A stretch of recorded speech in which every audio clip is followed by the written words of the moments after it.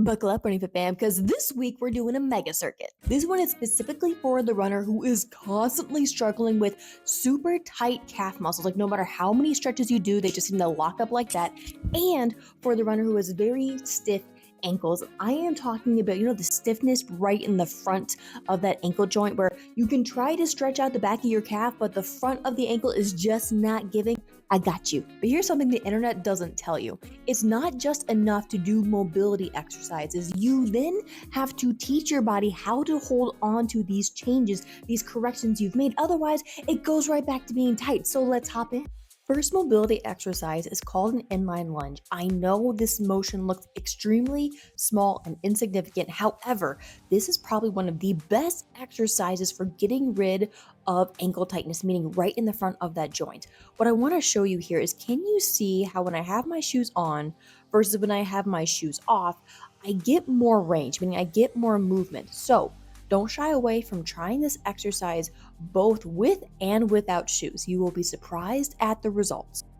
If you are a runner who must stretch your calves, like you crave that stretching sensation, do this one. This is a stretch called a contract relax stretch, meaning you contract, meaning coming up onto your tiptoes for a count of 3 and lower for a count of 3. If you have a particularly stubborn calf, do the single leg version that I'm showing you here.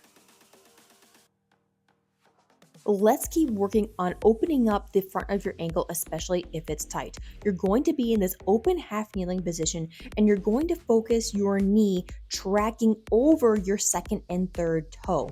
That heavy weight is also going to help increase the angle of your ankle as you do this exercise. Now, the reason we avoid your knee tracking over your big toe, if you do that, your foot falls into pronation, meaning you are getting foot mobility, not ankle mobility. So watch that knee. If you're new here, I know this looks crazy, but if you have super tight calves, you're going to thank me later. What you want to focus on is not letting that knee pump any higher than the opposite knee. The magic here is as your quad stays straight, your gastroc, your calf muscle, must relax. You are basically biohacking your muscles here to force that gastroc to release. How you know it works is do this 3 times on each side to fatigue and then go for a walk and you will notice a difference. Let's help you keep that new ankle and calf mobility now. So all you're doing is a single leg calf raise with your toes on the edge of a step, and we're adding a halo on top. Now, the reason this helps is calf raise, you activate your gastroc, knee bent, you activate your soleus. Adding that halo around your head is a perturbation, a fancy word for meaning we're changing your center of mass, making you feel wibbly wobbly. Your calf has to learn to stay strong in this position, which means it won't get so tight. All right, here's a preview of the last foot and ankle strengthening exercise for you, but let's break it down. The first exercise is a curtsy lunge. So just work on getting this lunge down. If you feel pretty wibbly wobbly here, this is where you need to be. You don't need to go further. If you're ready for the next challenge, put the front half of your foot on the edge of the step and do the exact same curtsy lunge, or it's also called a skater lunge if that helps. Practice this on both sides, holding on to the railing as you need to.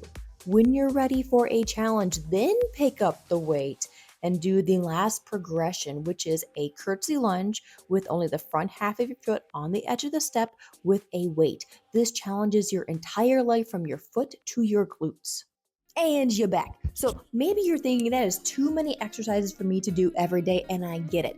Here's what you can do instead. Let's say you start to notice maybe there's 3 exercises out of those 6 that I gave you, and you're like, this is it.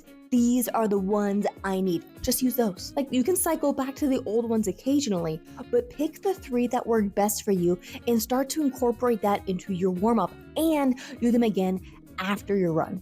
What you're doing there is you're reminding your body where to live. We're going from point A to point B, and you being stuck with stiff ankles and cranky calves is point A. To successfully move over to point B, you can't just do the exercises once and hope your body is like, oh yeah, I got it. It's building a good habit. So by doing the exercises before and after running, you successfully remind your body, hey, This is where we're living now. We're not going back to the cranky tight ankles. So Running Fit fam, if you want a little extra information on exactly how to do these exercises and why they work, everything is in my blog on my website, drwhitfit.com. There's a couple things I want you to do. If you enjoyed this video, I would love if you subscribe so we can hang out more often. And until next time, dare to try differently.